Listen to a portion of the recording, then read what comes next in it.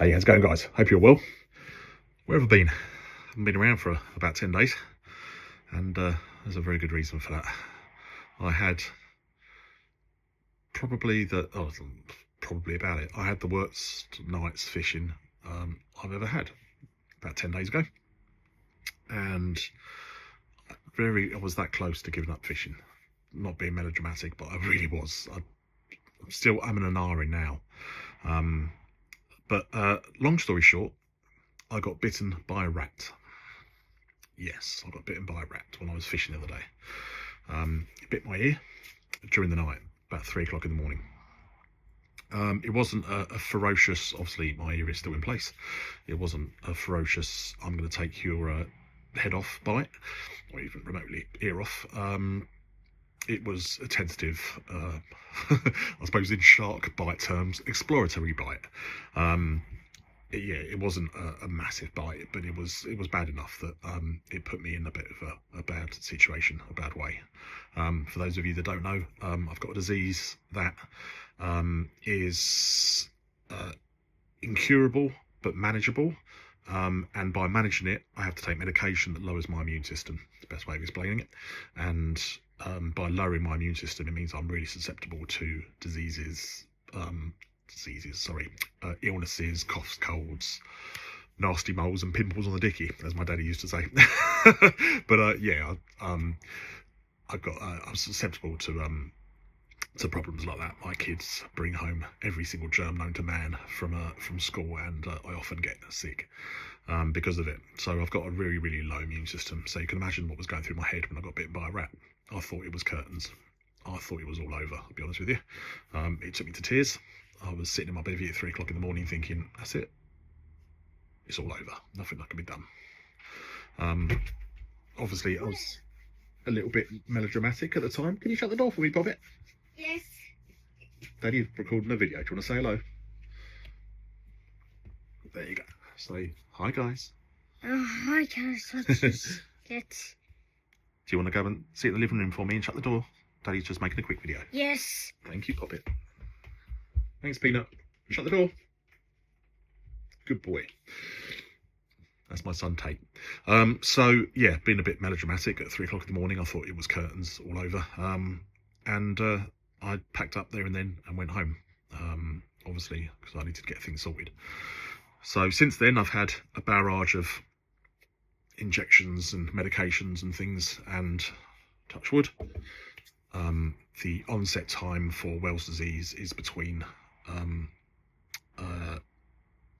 7 to 30 days, something like that. But it's most common seen between 7 to 10 days, and it's been 10 days now, hence why I'm making this video. So I feel kind of confident enough talking about it now that I think I've got away with it. I had, the doctors took it very seriously, the hospital took it very seriously, and treated me for everything: broad spectrum antibiotics, penicillin, updated tetanus, the lot. So yeah, thank you very much for the hospital for looking after me, but I'm still here. So I was honestly in a position where I thought I was going to give up fishing.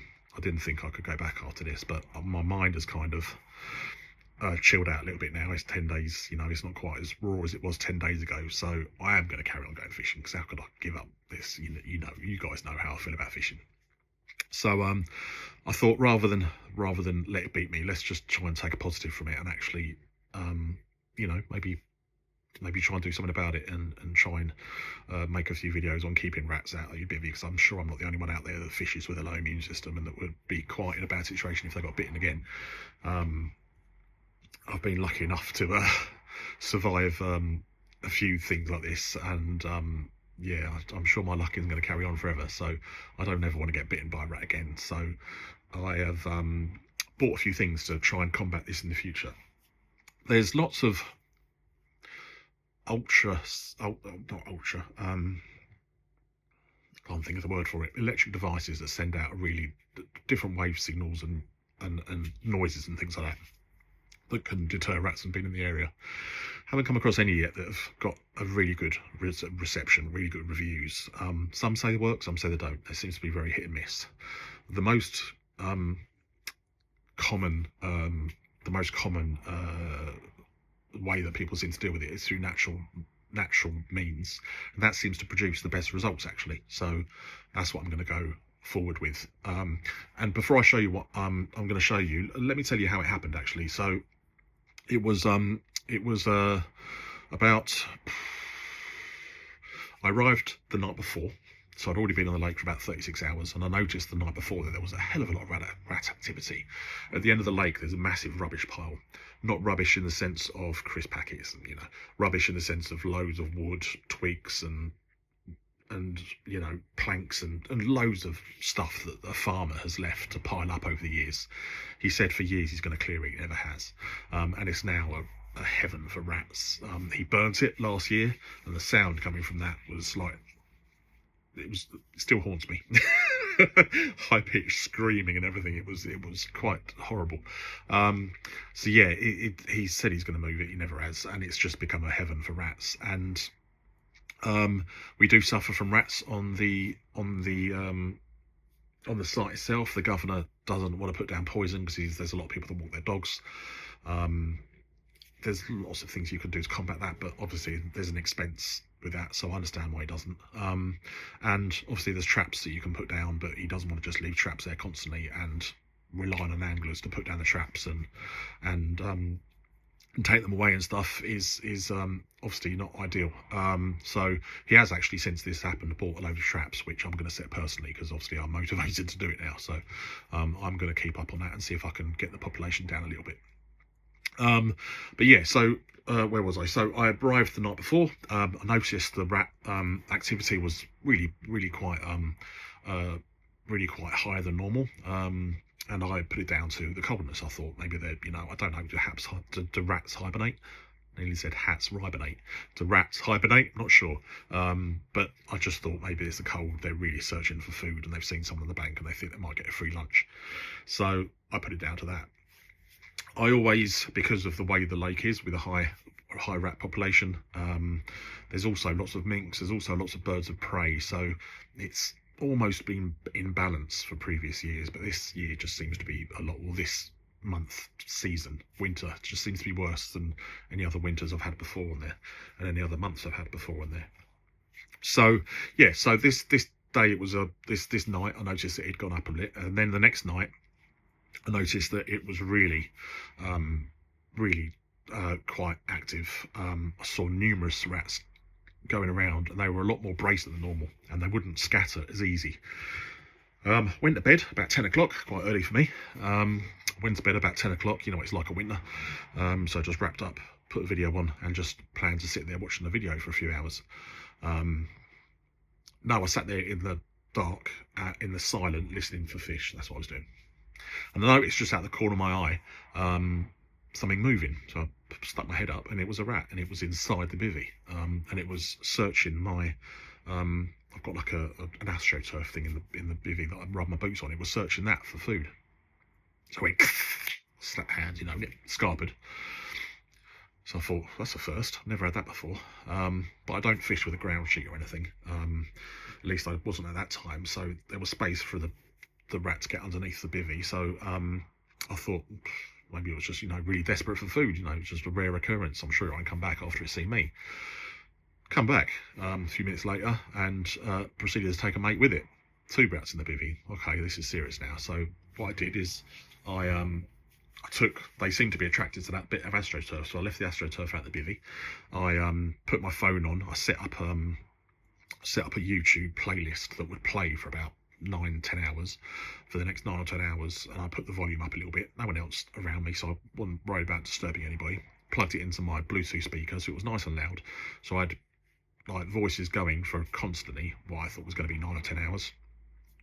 All my stuff, I don't keep my food in canvas like type fishing bags. I keep my food in a plastic box for this reason. So I just made sure my food was locked away, and it was. And I turned my light on full blast. I've got a light that I'm shining at the moment that I built myself, and I put that on full whack, so it was quite obtrusive to sleep with, but at least it was a light on full whack. So light on full whack, video going constantly on fairly high volume. I thought they're not going to come in again, and they didn't, and I went to sleep, and then I woke up at 3 o'clock in the morning with jaws having a go at me. I felt like a presence next to me, and I kind of tried to move, and I think when I moved I must have startled it or something, and it just bit my ear. I put it either down to that or snoring. Maybe I was snoring, and the rat was maybe crawling across my bed or something, and I went and it, startled it or something. I don't know, I'm guessing. Maybe it just saw me, was dead hungry, and thought I'll have a go at that little bit of ear there, it looks tasty. The fact that it didn't go through my ear, it was obviously a tentative bite, because I've had dealing with rats in the past when I used to run pubs, and I know for a fact they can chew through concrete if they want to. The only way I could ever stop rats getting through somewhere they really wanted to go was broken glass, I found. So yeah, rats can go through my ear, no problem, if they really wanted to. The rats I was seeing were decent sized ones, they were small cats.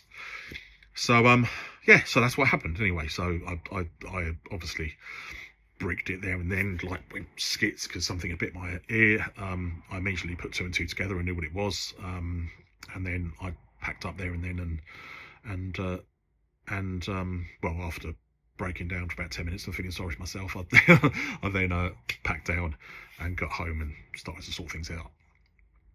And yeah, so that's where I am. So I'm going to carry on going because I can't give up fishing. I can't. But what I'm going to do is make some changes. So sure as hell never not going to fish on the ground sheet again.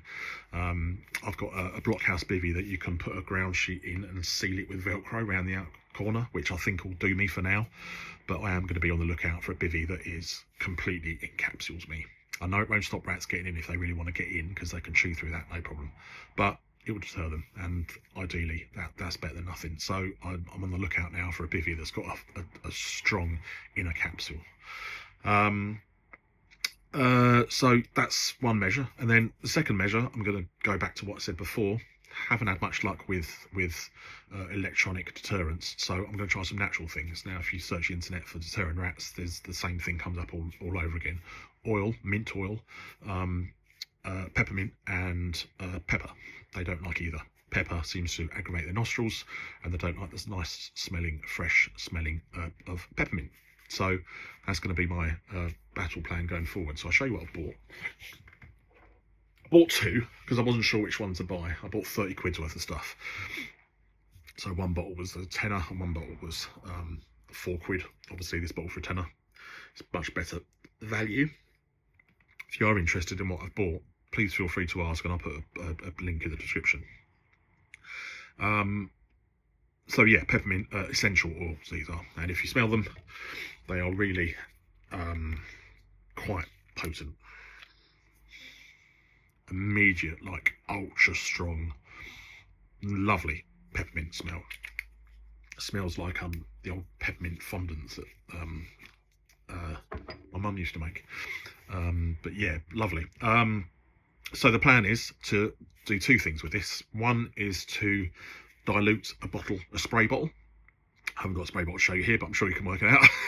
Spray bottle, some of that inside it, top it up with water to dilute it slightly, and I'll be spraying the general area around my bivvy with the spray bottle to make it smell nice and hopefully get the rats away.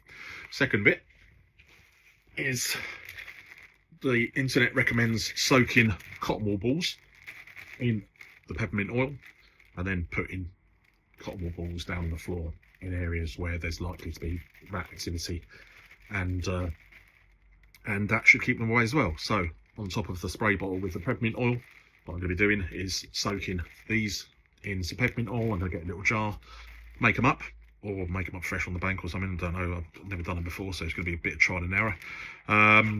But that is the plan, and then I'm going to put probably 2 per side of the bivvy, all around the bivvy at night. Obviously it's only at night, I'm worried about this, during the night time, and hopefully having that around each side of my bivvy will deter rats from